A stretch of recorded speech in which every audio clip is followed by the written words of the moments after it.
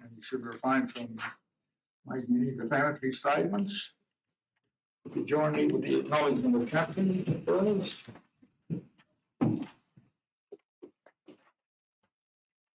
Yass Valley Council recognises the Ngunnawal people, the traditional custodians of the land and the water and the sky. We pay our respect to their elders, past, present and future, emerging leaders. We extend our respect to other Aboriginal and Torres Strait Islander people who live in the Yass Valley local government area. Let us be still and remember the presence of God. As we commence our meeting, let us together pray for guidance and help. Almighty God, direct the pathway to liberations to the children of Australia and the people of the Yass Valley. Amen. We have one apology from Councillor Burgess. So moved. Move Councillor Turner, seconded Councillor Abbott. Thank you. Put the motion, all those in favour? Against, declare the motion carried. Declaration of pecuniary interests and disclosures. None. Confirmation of the minutes. Minutes of the meeting held on 28th of September have been circulated. Someone like to move the adoption of the minutes? Councillor Abbey. Seconded Councillor Jones. Thank you. Reports to Council 6.1 Development Application number DA 230294. Any discussion? Mr. Mayor, I have to move the motion as it stands. We have it taken it. Thank you. That this item be refused on the following basis: that it's not compatible with the existing development in the locality, and that the scale and the height of the proposed shed is significantly greater than any other shed within Fairlie, and the secondary points as well. And I would encourage the applicant to resubmit with the complying application, and from memory that's 4.8 metres from ground level. Thank you, Councillor Jones. Any discussion? It was seconded by Councillor Potham, I think. Any discussion? Councillor Jones. Councillor Bucks. Okay. We'll have a competition ourselves. Through Mr. Mayor, just talking to the item, in discussions with our Director of Planning, who unfortunately is not here, it was made clear to the applicant in those discussions that it was not a complying development based on our control. And so I am surprised that it wasn't adjusted accordingly to get it through this time. But now the applicant knows what to do to bring it into scale. Having seen the site, even though there is a gradient there, it is not enough given the scale of that shed. And there's a few examples that are given that we don't want to see repeated around Yass Valley in that suburban setting. And I think we need to learn from certain mistakes and also understand that this is a suburban environment and that we need to not replicate something that is better positioned in a rural setting in terms of the scale of that. Thank you, Councillor Jones. Any speakers against the motion? Through you, Mr. Mayor. Did you want to add the second part of your invitation to reapply? Through you, Mr. Mayor, I did ask the question at the pre-meeting. Was the director what was her first preference? And it was as the motion. Right. So yeah, okay. Yeah. I just made a note. Yes, thank you. Okay, any further speakers for the motion? Happy to vote on the motion? I'll put the motion. All those in favour? Those against, declare the motion carried.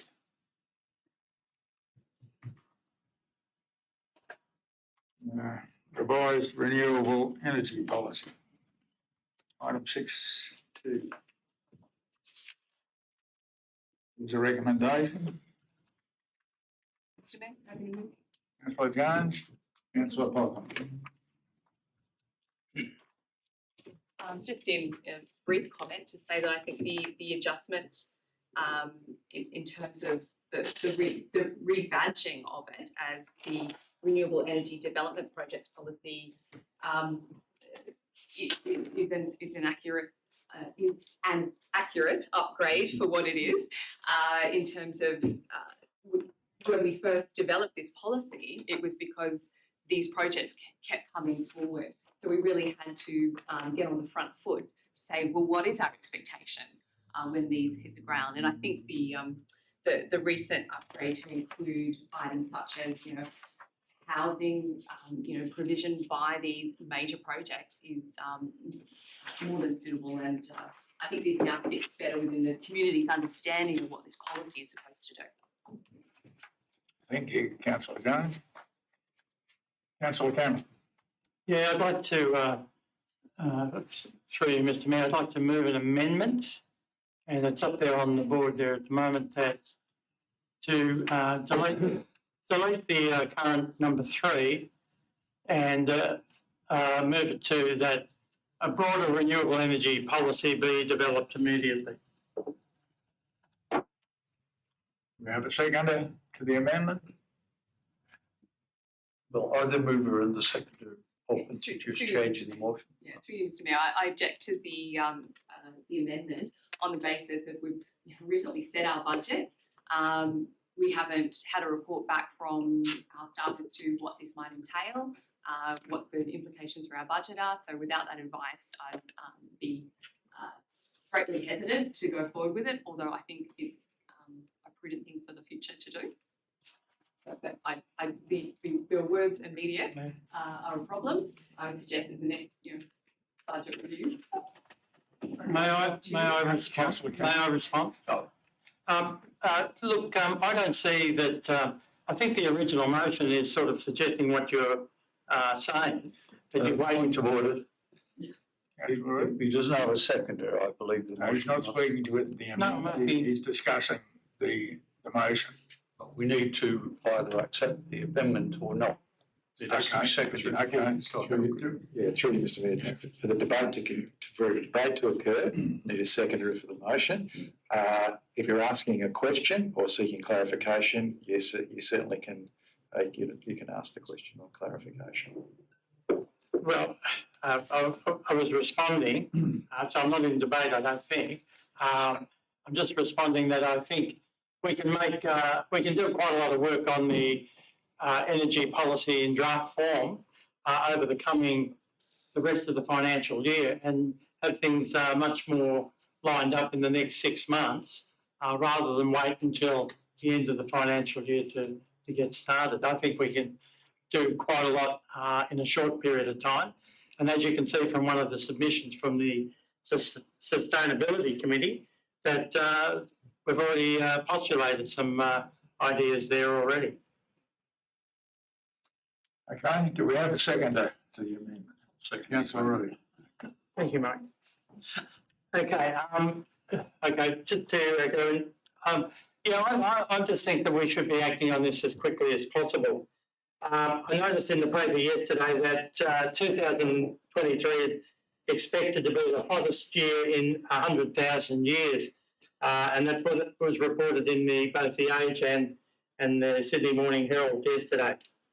Just to go back a little way, in 2018, when the draft policy was first sort of initiated, this council included that we develop a comprehensive policy on renewable energy generation. And the question is, where is that at the moment? And the answer, Mr Mayor, is that it's still waiting to be followed up, and that's 6 years ago.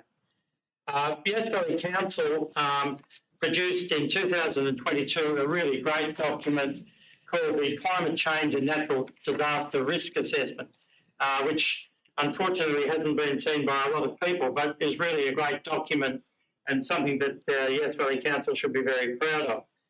And it said it recommended that local renewable energy generation be developed to diversify the supply as part of managing natural disasters in the future. Also, we're in a situation at the moment where state and federal governments are increasingly directing their local government grants towards their goals of addressing climate change and net zero objectives in their grant funding.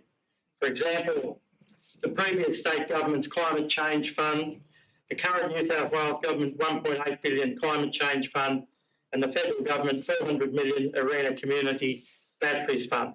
So there's money out there at the moment. And I put it to you, Mr Mayor, that Yass Valley Council should be working with these programs ASAP for the benefit of council and the community's financial interest.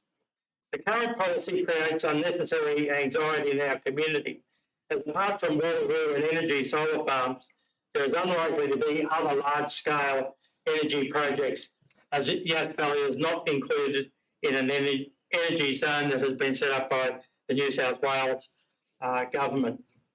There is growing concern Australia-wide about climate change, and we only have to read in the papers recently about the fires west of Toowoomba and in northern New South Wales in October and even in August. And this is likely to be reflected in the Yass Valley community, who might reasonably expect Yass Valley Council to take the lead in such an important area as climate action. So I'm suggesting let's not drift down the track. We need to move from being reactive to taking control in this important area. And Mr Mayor, the time is now to do something and not wait for another year. Thank you. Thank you, councillor Cameron. Any speakers against the amendment? Councillor Jones. Through you, Mr Mayor.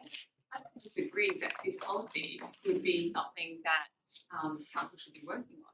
The trouble is, we've already set our budget, we've set our priorities, we've even put our CEO's performance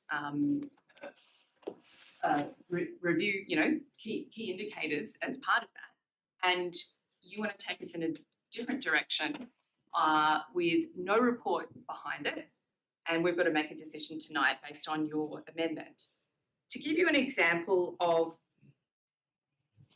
the size of our team and what that might imply in terms of work involved, in the report for the Yass Valley Community Late Night Shopping and Christmas Parade, you can see in there $8,000 worth of council staff hours and equipment provided, council in kind, and another $5,000 for volunteer hours provided for free. That's to do an event. We don't know how our directors and our CEO have divided the hours over the projects that we've already set up. What project are you bringing forward to cancel or delete from our budget line in order to do this? Because I don't know. I don't know how many hours it's going to take to put this together, how much research is involved.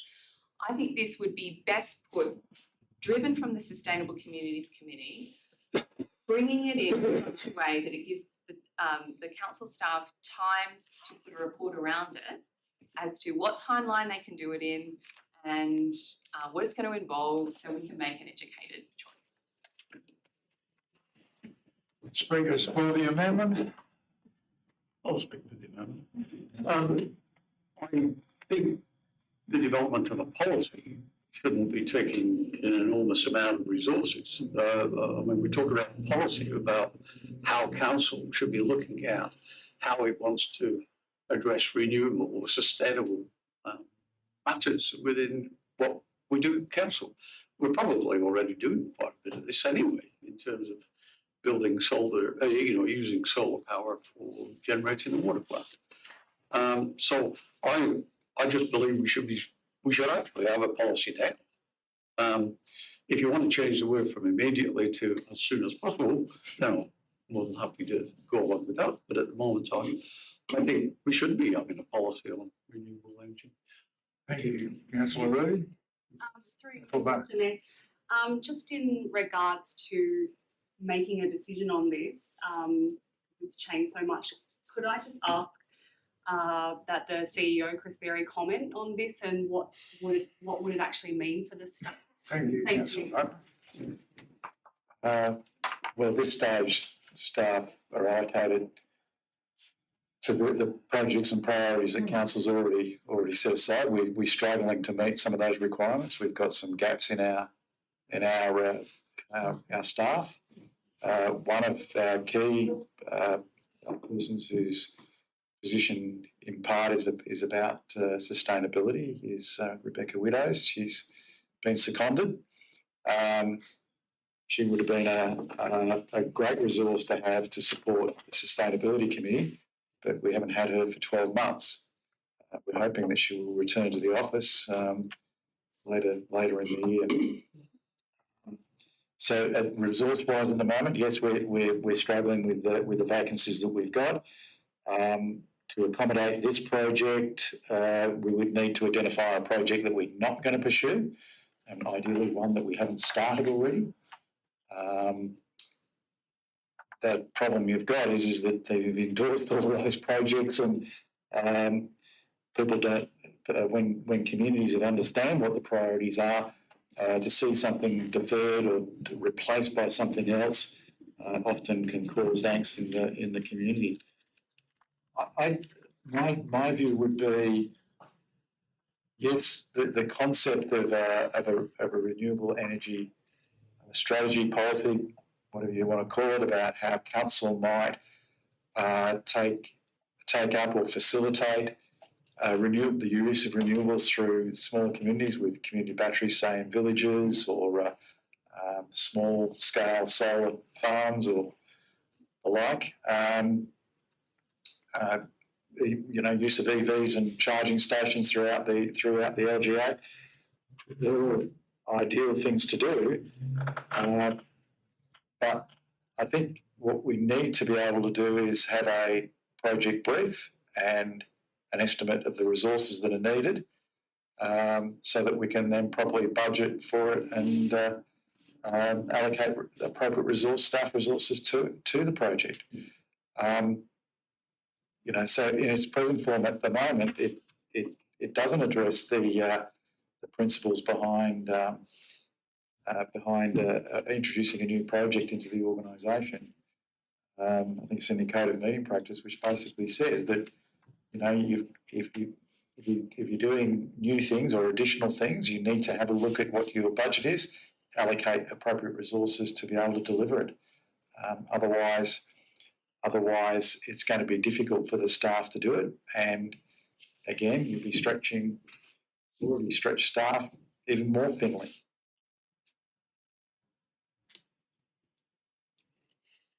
Through Mr. Mayor, while the CEO is talking, what was involved in the original one might be prudent to mention now in terms of organising that, because from memory there were workshops and forums and social media programs and everything in the lead up to that. That's correct. It did come out of the debate about wind farm renewables. In the discussion and the workshops that we held, council wanted that to be broadened out to deal with large-scale solar farms or solar farms at that stage. The policy, again, is, as I said in the report, it's a de facto development control plan.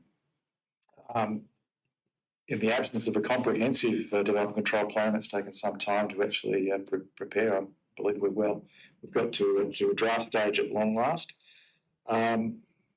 Council took the view to develop planning policies as a mechanism to plug gaps in the meantime, and that was one of the ways of plugging the gap. A number of our planning policies that we have that, as I said, our de facto DCPs have been considered by the courts, and they haven't raised the question at all about the council's policy positions. They've never indicated to us that because it's not a DCP, it's not a relevant consideration for the court. The court's actually considered them, and in some cases have upheld our policies as we've gone through the process. So this policy, as I said, is very much about renewable energy projects, whether they're dealt with by the state or whether they're dealt with by council. It gives a guide to the sort of things that council would expect with any renewable energy development project. I think that with the idea of a broader renewable energy policy or strategy, that would be more along the lines of what council will be interested in doing in terms of renewable energy infrastructure, whether it is infrastructure or the purchase of green energy. They're the sorts of things that you would look at to say these are the things that we would like the organisation to do into the future, and that would be more about what we would be doing as an organisation in encouraging smaller communities to take up renewable energies, community batteries or small solar farm to support their energy users. They're the sorts of things that we could look at through that project. But as I said, at the present time, we're struggling with the resources internally to be able to do that. The alternative would be to contract it out, but it still means there is a burden on some staff member to supervise the contract and the procurement process with that. Hence the reason, like we do with a lot of good ideas that are not necessarily in our delivery program or operational plans, is that we tend to refer them to the next round. If I may make or ask a question of the mover of the amendment, if he would consider changing it to that a broader renewable energy policy be considered as a project for the 23-24 budget. Yeah, that's acceptable. Thank you.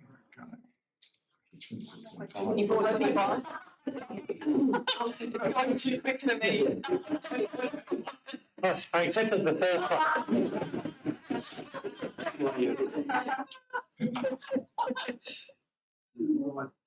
It seems Yeah, I like accept the progress. second one too.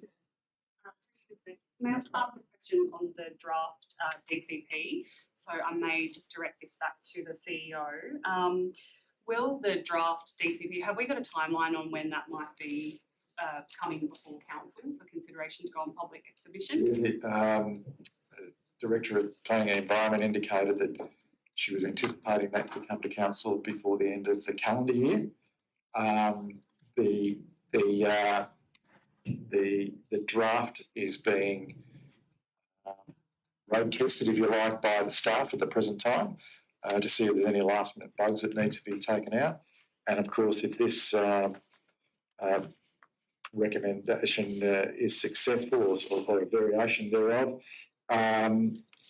it would be that this will be incorporated into the policy, which it currently isn't in the draft one at this stage. But I don't anticipate that being a major amendment to the document. As I said, the idea would be we would bring that to council. Council would endorse it. It would go through a public exhibition process, and then following consideration of any submissions, it would be adopted. And I would expect that to be the first half of next year. Okay, any further discussion? If not, I'll put the amendment. All those in favour? Declare the amendment carried. The amendment now becomes a motion. Any further discussion? I'll put the motion. All those in favour? Those against? Declare the motion carried. Thank you. 6.3. There is a report on the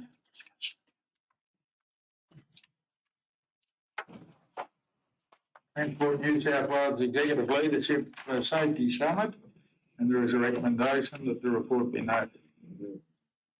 Councillor Turner and Councillor Reid. Any comments? Any discussion? Very good, Mr. Mayor. Just a question, I'll direct it to our Director of Infrastructure and Assets. Nathan, with the key messages that were delivered, one of them was traffic management. So I imagine that means that if council needs to do roadworks or anything, that means that council is organising the traffic management and it's safe for both the community and the workers. Is that, or are we just concentrating on the council staff workers, or is it community as well? Through you, Mr Mayor, no, it is everybody included, either at the work site or the event, whatever it is, we would be responsible for everybody within that work zone. Right. Yes, absolutely. And when DAs come before council and there has to be some sort of traffic management plan, there's just been some incidents lately that the community is really being quite unhappy with the safety around the traffic management that's happening.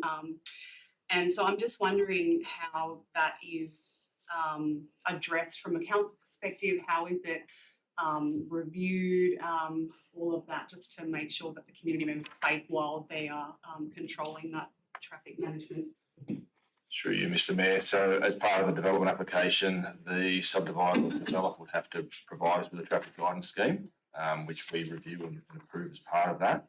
That is then reviewed as part of our development engineer's work on site. So whenever they're on site, they'll review that and make sure that whatever's in place has been approved and that it's been installed correctly. Right. So just a quick one. The traffic management guidelines apply to both councils and to developers. So we're all looking at the same book. Yeah.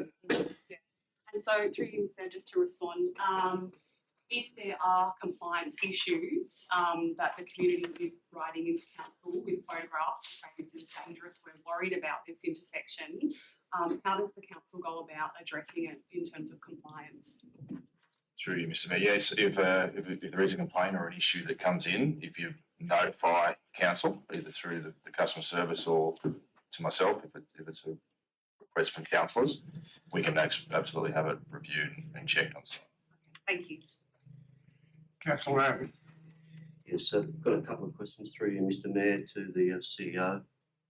First question in the context of the death of the worker involved in this tragedy. Has Yass Valley lost any staff or contractors over the years in circumstances like that? Through you, Mr Mayor, not in my time. I can't say earlier to that. Well, I know when I first arrived here shortly afterwards, there was certainly a major accident with one of our staff members. It was, from memory, I think it was it was crushed between a prime mover and a trailer and sustained some serious injuries. He did manage to return to work. He has since resigned from council to pursue some other interests, but certainly that was the most serious accident that occurred within the organisation in my time since I've been here. Thank you. And my second question again through you, Mr Mayor, to the CEO, is I assume that we have the relevant insurance to cover certain circumstances like such as a death or a very serious accident. Through Mr Mayor, yes, we do have professional indemnity insurance and public liability insurance covers. At the end of the day, if we are challenged and we're unsuccessful in court, the extent of our exposure tends to be our excess, which is, I think, at the moment about $12,000 for something that's proven incident, and the insurance company picks up the tab for the difference between whatever the courts award and what our excess is, and the outcome of that though is that our risk is reassessed, and it may mean that our premiums increase and our excess, we might not have the excess, or it might be a reduced excess. So they're the sorts of things that the insurance companies would reconsider depending on the outcome of a court case if we were found to be the guilty party. Thank you. And my final question now to you, Mr Mayor, CEO. Just in the briefing here, there's some points about identifying critical risks in the organisation. So Yass Valley. The bottom one is called psychosocial. Could you flesh that out for me? This is a critical risk to Yass Valley. It's a new phrase, all encompassing. It takes into account bullying and harassment, mental health.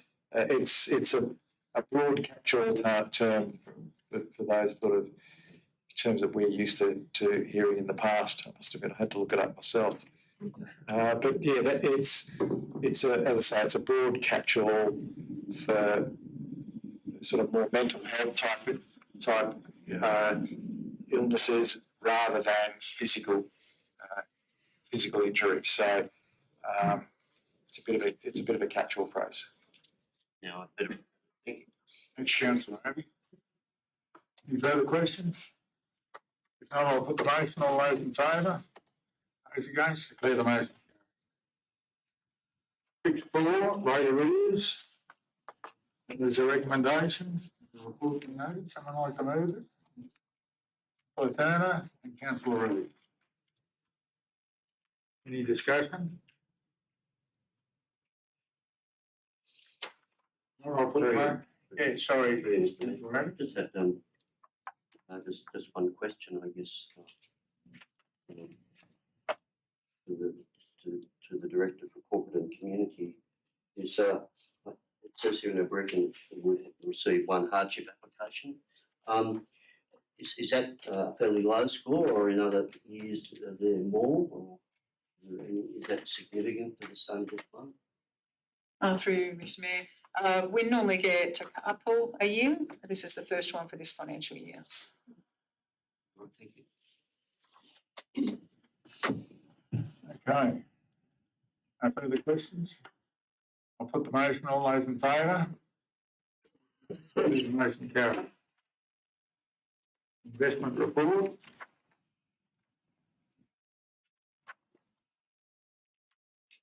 There's a recommendation. Looking for the trifecta, Mr. Mayor. Councillor Turner, Councillor Potter. Any discussion? Any questions? Very easier as the night goes on. I'll put the motion. All those in favour? Those against? Declare the motion carried. 6.6 quarterly budget review statement. Mr. Mayor, we've actually got a revised motion for your consideration. Will we get that up? No, there isn't a revised motion. The recommendation is still the same. However, I need to advise, thank you, Councillor Cameron, for raising it. There is a mapping error on lines 4 and 5 of the income and expense budget review statement. It's page 2 of the attachment. The capital and operating grants and contributions were not mapped properly, which has meant that the very bottom net result, operating result before capital, should actually state for the original budget of, in brackets, 12,557. With the 340,000 adjustments, the projected year-end result should be, in brackets, 12,897. So my apologies for that error. We did go back and review that. So. Through you, Mr. Mayor, thank you for doing that. Thank you. Councillor Cameron? Yeah, to the Director of Community, Corporate and Community. Sorry, got it right. I noticed that in the briefing papers on page 38 about council building valuations, and I wonder if they could be presented to council at the next meeting, because this is a clear indication of the assets that we hold and what value we place on them at this stage. I'm sorry, where? Page 38 in the briefing paper, down where it says Australia Pacific Council Building Valuations. Oh, okay. That, through you, Mr. Mayor, that is currently going through the audit. As soon as it is finalised, we'll provide it to council. Okay, so that could be before the end of the year. Yes, we're aiming to get the audit to you by December, so. Thank you. Okay. Any further questions? We don't have a mover and a second yet, Mr. Mayor. Everyone? Councillor Butler, thank you, and Councillor Raby.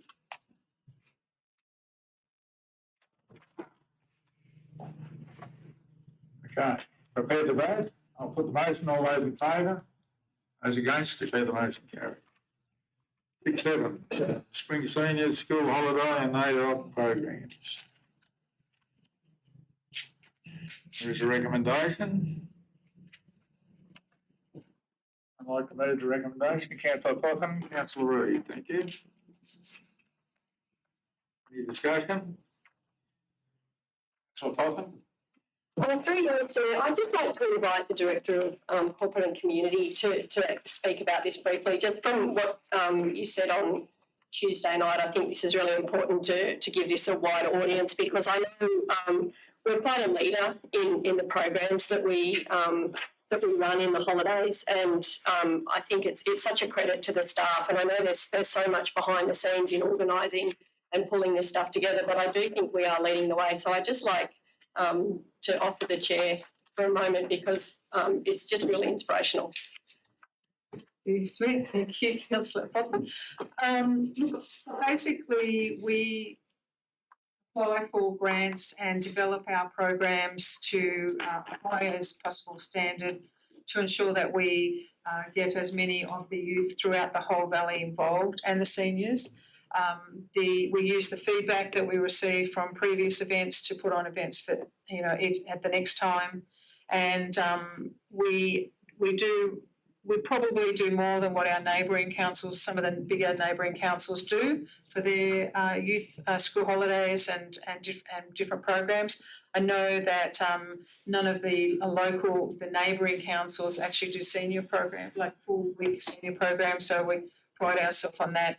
And the programs that we are putting on are being watched and are normally booked out within 2 days of being launched. So we must be doing something right. As mentioned in the report, it was very touching to hear a 16-year-old boy tell us when he was sitting on a horse that he was so privileged to do such an activity that he would never normally get to do. And that's what we're trying to do. We're trying to get the youth to do activities that they wouldn't normally do, that either they can't afford to, or the parents would not even think that they might be interested in.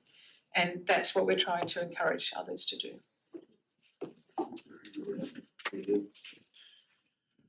Okay. Everyone happy? I'll put the motion. All those in favour? Those against, declare the motion carried. 6.8 is the Yass Valley Community Late Night Shopping and Christmas Parade. There's a recommendation. Mr. Mayor, happy to.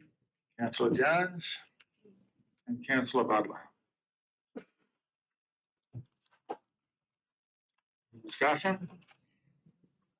Through you, Mr. Mayor, our community organisations do so much throughout the year. It's not surprising that some are experiencing the kind of exhaustion that marathon runners are experiencing.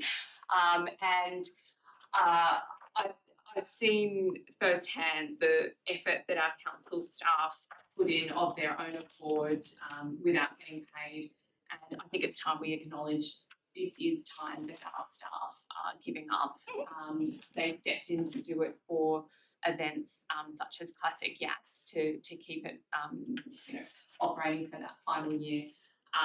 But for this, I think it's so critical that we support not only our community, but also our Main Street businesses and all those who can make it there as part of the markets. It gives an opportunity for a lot of makers in our community to tap into that big crowd that's there, and it's such a special, special day for our community. And I look to the future where we might see some major sponsors come on board to supplement the grants and what council's contributing this year. Thank you, Councillor Jones. Councillor Cameron. Yes, thanks for those comments. I think all councillors would be very supportive of those comments. I would just like to make a couple of comments. I think it's really good to see council make considerable financial support available for a community activity enjoyed by all for successive years. It's apparent that not all community activities or groups, for that matter, can be self-funded, and we do need to support them financially on occasions and maybe over the longer term as well. I noticed that all around Yass, Murrumbateman, Sutton and Gundaroo, we have considerable greenfield developments on the edge of the existing towns.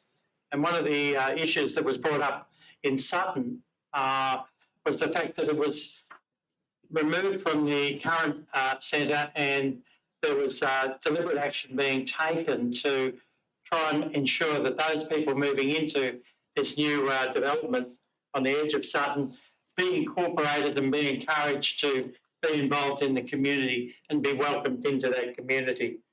And so I think that council has a role to play in ensuring that in a variety of ways a sense of community is developed, particularly when these new developments really come on board. And over the last couple of years, they haven't come on board, but they soon will, and I think they will have a dramatic effect. So in the future, I think councils like Yass Valley will need to increase their role in building community and supporting community activities. Thank you. Thank you, councillor Cameron. Any further comments? If not, I'll put the motion. All those in favour? Those against, declare the motion carried. 6.9, tender evaluation. I'd like to move. It will be referred to Councillor Turner, Councillor Rue.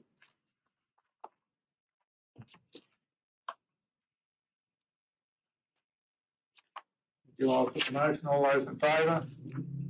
Those against, declare the motion carried. Number 7, notice of motion. So for your Yass Valley children and youth travelling to the ACT for education. I think you've missed one. Have I?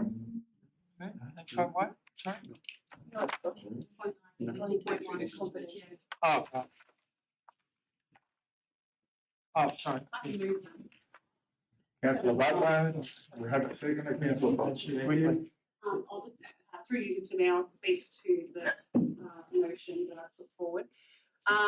So I was inclined to put this forward due to receiving a lot of feedback from community for a number of years now, not just recently, about the awful bus culture that is happening, not only in Yass Valley, but I imagine it is Australia-wide. If we're experiencing it here, I'm sure that other councils and communities are experiencing it.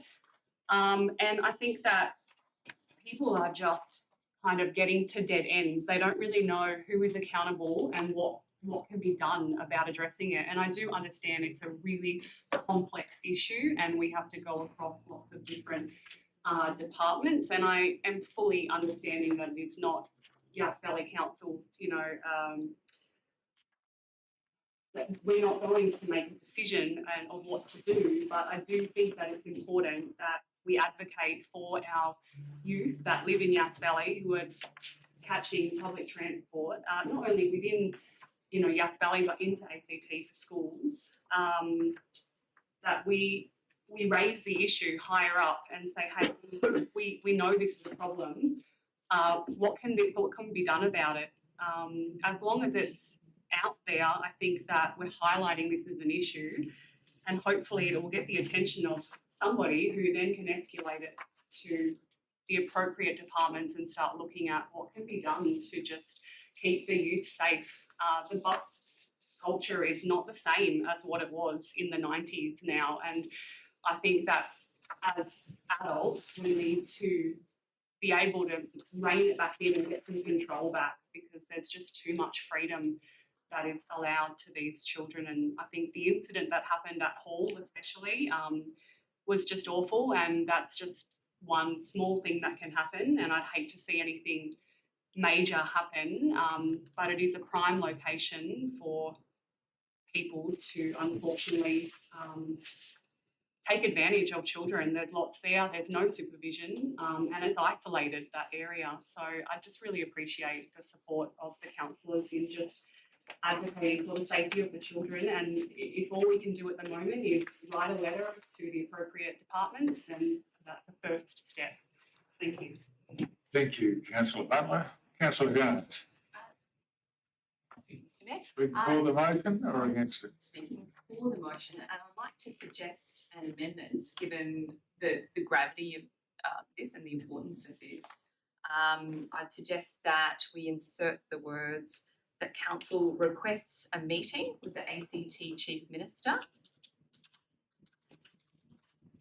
and then go on with and writes to the appropriate government representatives. So chuck an S onto the representatives. The reason You're happy to, Yes, Yeah. thank you. Writing a letter is great. Seeking a meeting is even better. And you never know what else we might get on the agenda while we're there. Organised chaos are the words that parents have used to me to describe what's happening on the ACT turf there. We've got buses coming in from all directions, hundreds of Yass Valley children as young as 4 going into ACT schooling, and that is their right. It's parents' right to choose where they educate their children, and for many that is their place, their first choice. When they get there, they can be unsupervised anywhere between 20 minutes or longer if the bus is running late. That is a long time for children as young as 4 to be unsupervised, and there is an onus on the government that is running that, probably to a contractor, to keep those children safe. So at that interchange, I think there needs to be a massive change on what is achieved there for those children. They need supervision. It just can't go on any longer. To have this incident happen in the public bathroom, I think it was only a matter of time before something like this happened, but now that it has, as the representatives for these children, I think we need to act, and I commend Councillor Butler for bringing it forward. As to what's happening on the buses, the responsibility doesn't just lie with the bus company. This is a conversation that every parent needs to be having with their children. Their responsibility to speak up to the bus driver if something has happened at the end of the ride, to speak with their parents and to also talk with their teachers. And that conversation needs to come from the adults back to the kids to encourage them. How was your ride? Did anything happen? As a mum who's had children travelling on buses, we were able to lodge a complaint that saw another child suspended for 6 months off the bus because the behaviour was so outrageously out of line. If a child is being bullied on the bus or being physically assaulted, that there are recourse to do that. But the conversations that we can be encouraging as council is to, through our social media, of the stranger danger, like our executive has suggested, and I also commend the option to speak with the Progress Association in that area, so that the local community can also be aware that this is an issue, and to keep an eye out for these kids too. But I think for the first issue of the hall interchange, the chief minister of the ACT is our first stop. The buck stops at the top, and we really do need to have that conversation. thank you, councillor Jones. Any further discussion? Just agree with the seconder accepting that adjustment. Councillor Butler, you're happy to accept that Yeah. adjustment? Thank you. Councillor Butler? Yep, 100%. Okay, any further discussion? Put the motion, all those in favour? Those against, declare the motion carried.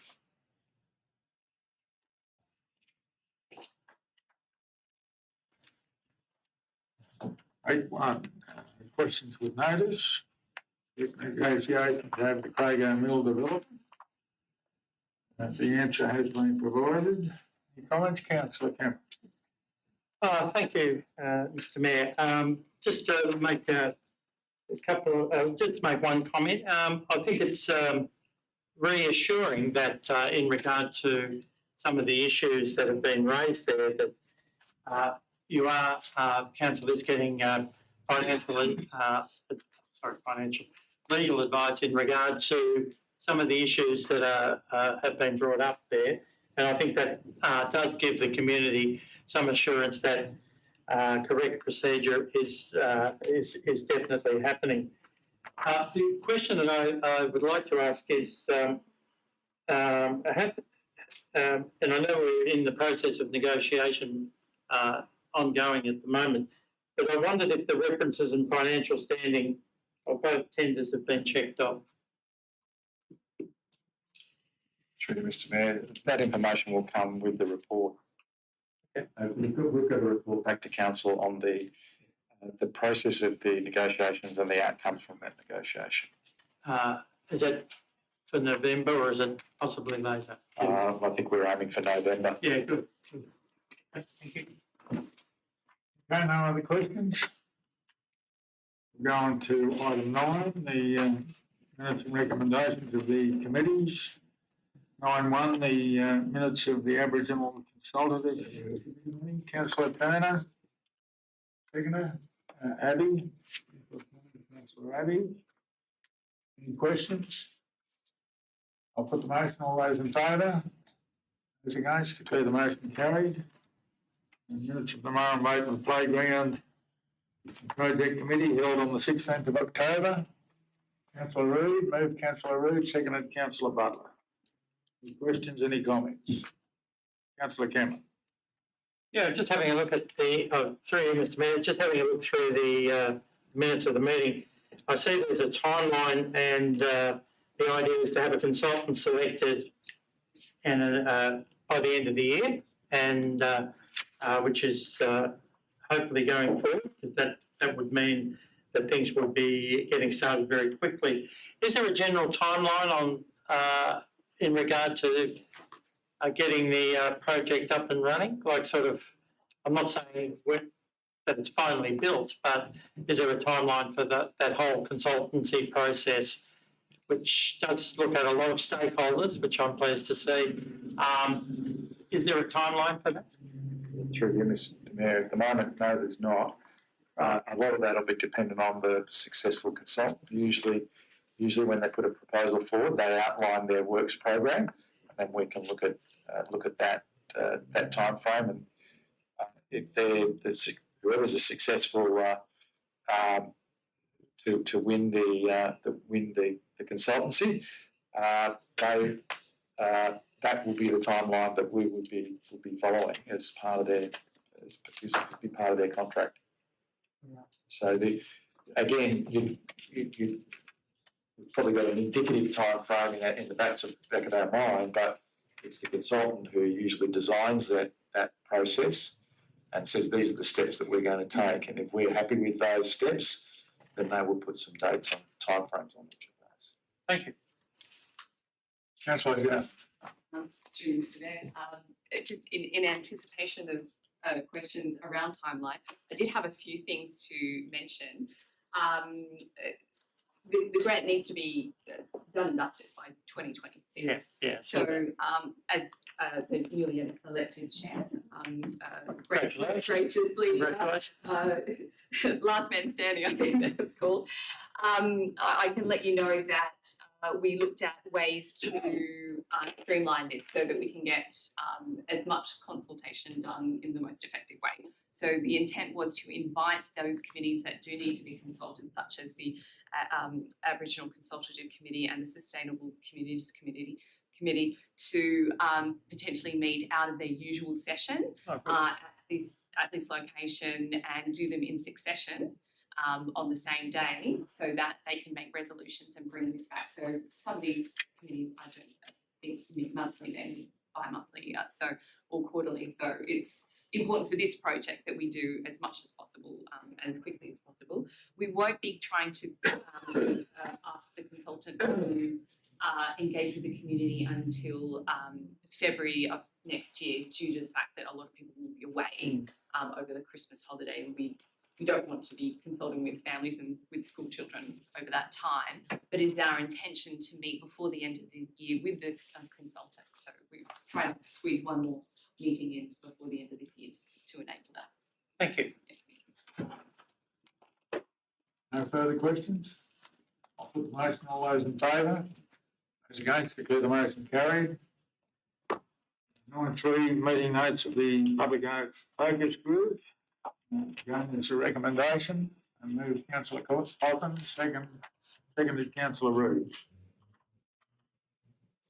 Any questions, any comments? Thank you, councillor Cotton. Through you, Mr Mayor, I just wanted to make a note, the original minutes that were circulated actually had a couple of extra names as attending, but then obviously the minutes had noted that there wasn't a quorum, but I just wanted to note that we've updated that, so there was a couple of people who were noted as being present who weren't, so that has been amended now and it's been fixed up, but I just wanted to let you guys know that if you read the original ones, there's all these names and then it says we didn't have a quorum. So I was like, hang on, that doesn't make sense.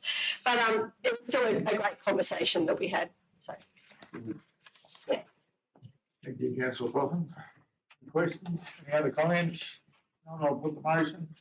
All those in favour? Those against, declare the motion carried. Item 10, it looks like that concludes the. Just move. Councillor Rood, councillor Turner, as we go into confidential session of council. We thank the public gallery for their attendance. Thank you. Good night.